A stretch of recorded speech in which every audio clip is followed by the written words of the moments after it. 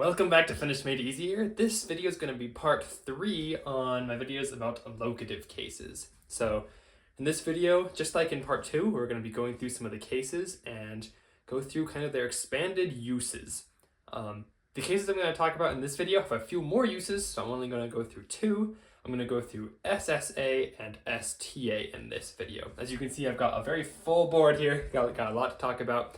And I do want to note, if some of these words are too small for you to see, then I've also got a document in the video description. You can kind of follow along. It has a lot of these same examples and explains the rules there. It can be good for review as well. But that being said, let's get right into it. So I'm going to be talking about the inessive case to start today. This is the one that ends in SSA. Just like our other cases, to form it, you just find the stem and add this onto the end, soften if possible. So the inessive case, as I said in part 1, is used to talk about inside as kind of its direction. So if you're in a place, you're going to use the inessive case. But it's also going to be used for a lot of other different types of meanings and situations. For example, similar to how LLA was used to mean like have, for like a person like I have or it has, SSA can also sometimes be used to mean sort of have when an object maybe contains or holds something. So if what an object has is very much like part of the object or even inside the object, to say that it has it, you're not actually going to usually use LLA, you will use SSA. So I have here if an object contains or holds something. So an example of that, if that was confusing, is the book has 20 chapters. So I'm still using this word have, or in this case has, but I'm saying that the book has it, and really it's like it's inside of it. The book contains the 20 chapters. It doesn't necessarily have to always be inside it, but it's something that the object contains. The book has 20 chapters. Instead of saying kirjalla, I'm going to say kirjassa on 20 lukua. So the book has 20 chapters. I'm going to use kirjassa. The book contains 20 chapters is essentially what I'm saying. So yeah, has sometimes with objects will be SSA. That's important to know. Usually when you're using has, you're still going to use LLA. But if it's very specifically the object that contains this or has it, then sometimes you're going to use SSA. Like the book has 20 chapters. Kirjassa on 20 lukua. Another example that's kind of interesting is like the sock is on the foot. So the foot maybe isn't containing, but it's holding the sock essentially. When these things are very close together, sometimes they're going to use SSA instead of LLA, even if it kind of feels like the sock is on the foot. It kind of feels like it should be LLA. When things are that closely connected, the object is really just holding that. They're actually going to use SSA. So sukka, sock, on jalassa. It's on the foot. Kind of looks like the sock is in the foot, but it's not that. The most common use of this is with, I would say, clothing. So maybe if I have a ring on my finger, or if I have a shirt on, or if I have maybe a hat on my head. Most of these are going to use SSA. Sormus sormella. Tai sormessa, sorry. I have sormus sormessa. Or maybe I have a hattu päässä. You're going to use SSA, usually for clothing that's on something. So, yep, when either is holding it very closely, very in close contact, or maybe it just contains it, like if the book has the chapters. So watch out for that one. That one's kind of a little bit confusing sometimes. I can see that one easily gets mixed up for LLA a lot. I even just said LLA, that was kind of funny. But it should be SSA with this type of situation. The next one is a little bit easier to comprehend. When we're saying we're good or bad at something, or maybe just okay at something, for at, we're going to use this SSA. So if I'm going to say I'm good at volleyball, the way they kind of word it is like saying I'm good in volleyball, which is kind of interesting. So you could say olen hyvä, which is I'm good, lentopallossa. So I'm good kind of in volleyball means I'm good at volleyball. Olen hyvä lentopallossa. Or I'm bad at math. You can say olen huono, I'm bad, and then kind of like in math, but it means at math. Matematiikassa. matematiikassa. I'm bad at math. Olen huono matematiikassa. I'm bad at math. So that one's pretty easy, just kind of for at, we're going to use SSA. When we're saying we're good or bad, or we're skilled at, or we're okay at, all these kind of similar ideas. For at, we'll just use SSA. For this next one, this is another one where it has to do with certain times. Like I've said in part 2, there's lots of different cases that have to do with different expressions of time.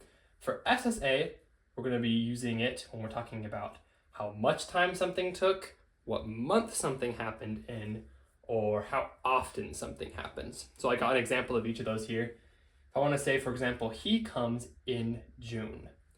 You might remember that for seasons we used LLA, like kesällä, but if I want to say in a month, we use SSA. So like hän tulee kesäkuussa.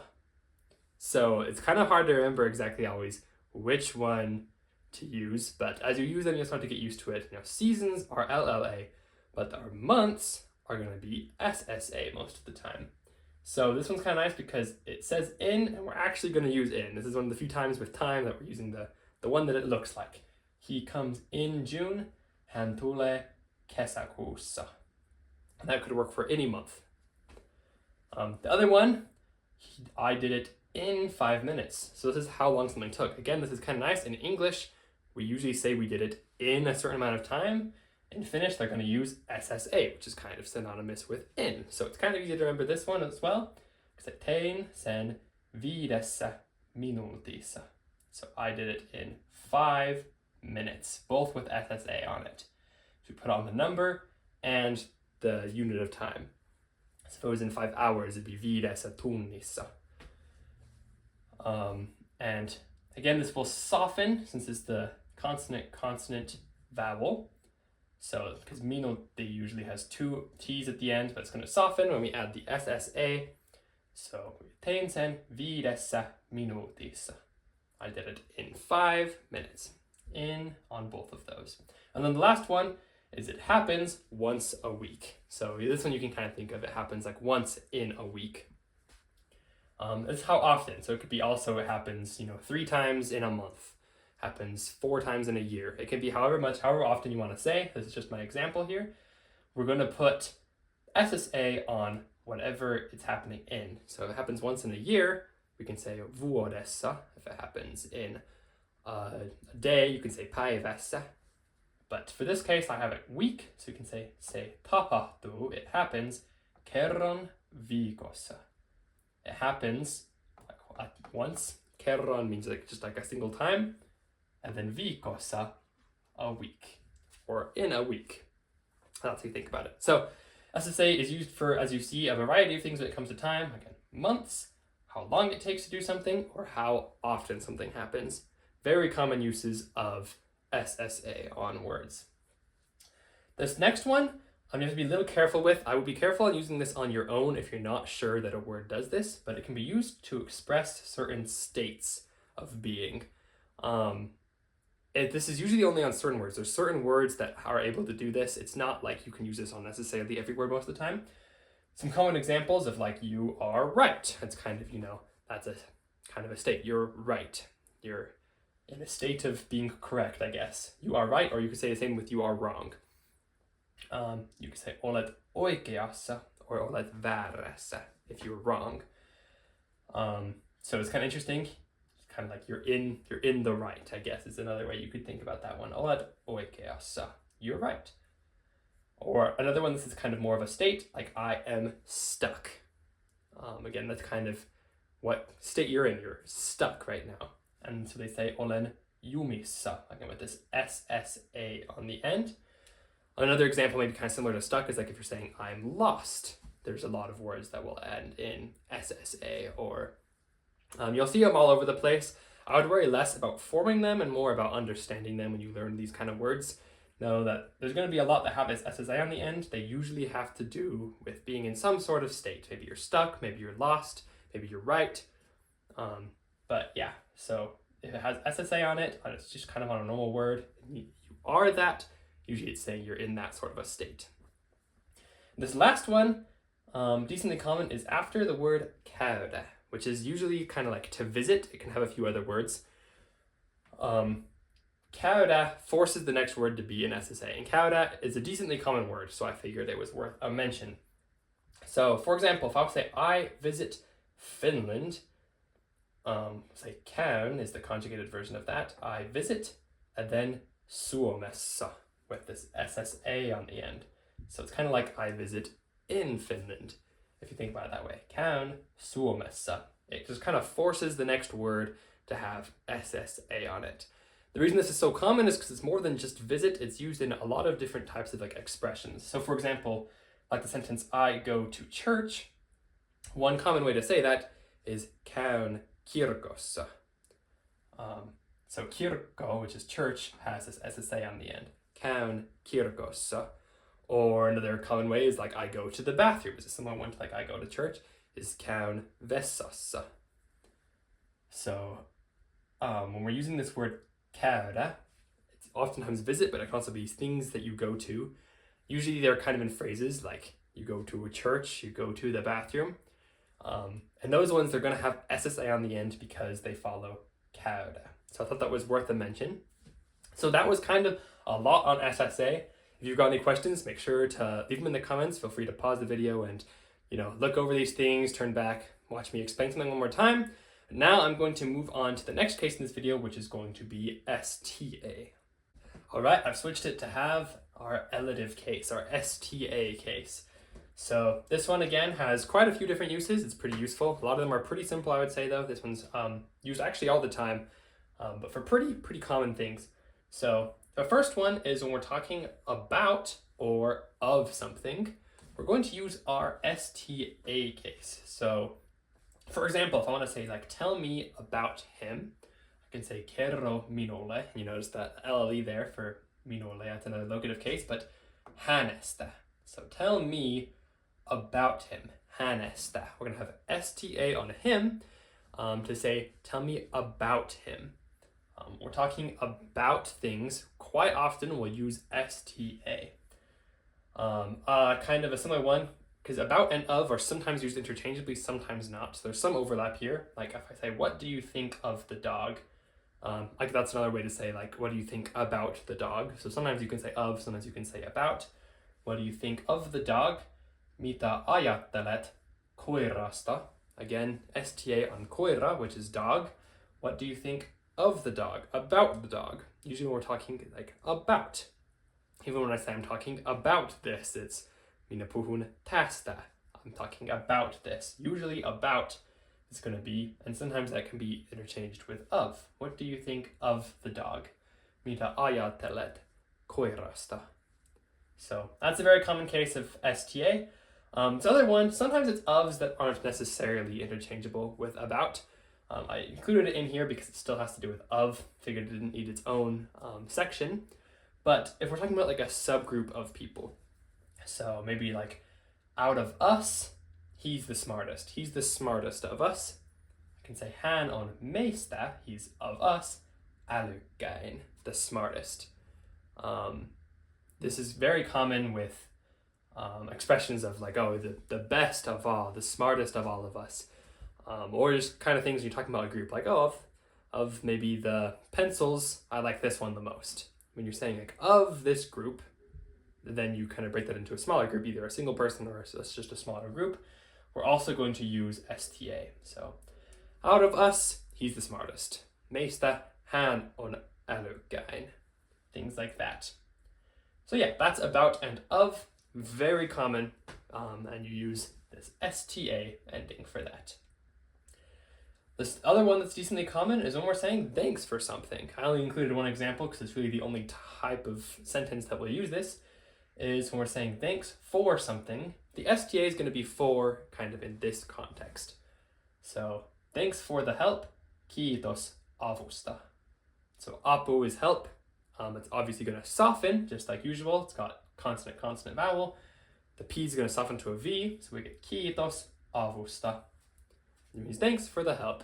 Or if someone gives me something, I could be like, kiitos tästä. Thanks for this. Thanks for the help. Thanks for anything you want. Just say kiitos and then STA on whatever you're thanking them for. So that one's kind of nice. This next one's kind of interesting, kind of on the vein, you've probably seen the pattern a little bit, that sometimes there's just types of words that force the next word to be in a certain case. That is what liking or enjoying, anything along that vein, does with STA. So for example, if I want to say, I like cake, we're going to say tykkään, which is I like, and then we're going to put cake in this STA form. So kakusta. It's kaku with two Ks. It's going to soften when we add STA. Tykkään kakusta. I like cake. Or this next one, I enjoy this. I just realized I forgot to underline the STA. I enjoy this is nauttin tästä. So nauttia is to enjoy, and then tästä. So again, there's not really any word we're replacing here with the case. It's not like where this STA is kind of like the for. It's just that the liking and enjoying forces the next word to be an STA. That's just the only way it makes sense. So tykkään kakusta or nauttin tästä. Anytime we're using like tykkää, pitää for like, or nauttia for enjoy, the next one is usually going to be in STA. This next one's kind of an interesting one. It has to do with opinions. When you're talking about your opinion, you'll usually express that by using STA. So I broke this into two ways. There's two different situations to use STA that both kind of mean the same thing. They're both about opinion and they both use STA. So I figured I'd just kind of split it into two different translations of this. Say, in my opinion, this is fun.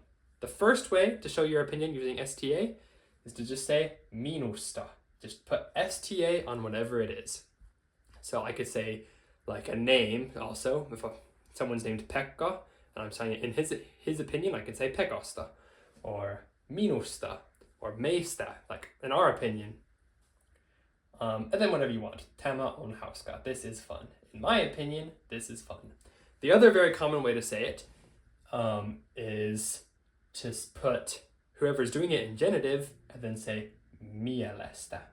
Mieli is mind, and so you're going to put STA on mind. So it's kind of like minun is genitive, so this is like the possessive, so it's kind of like from my mind, I guess, is a okay way to think about it.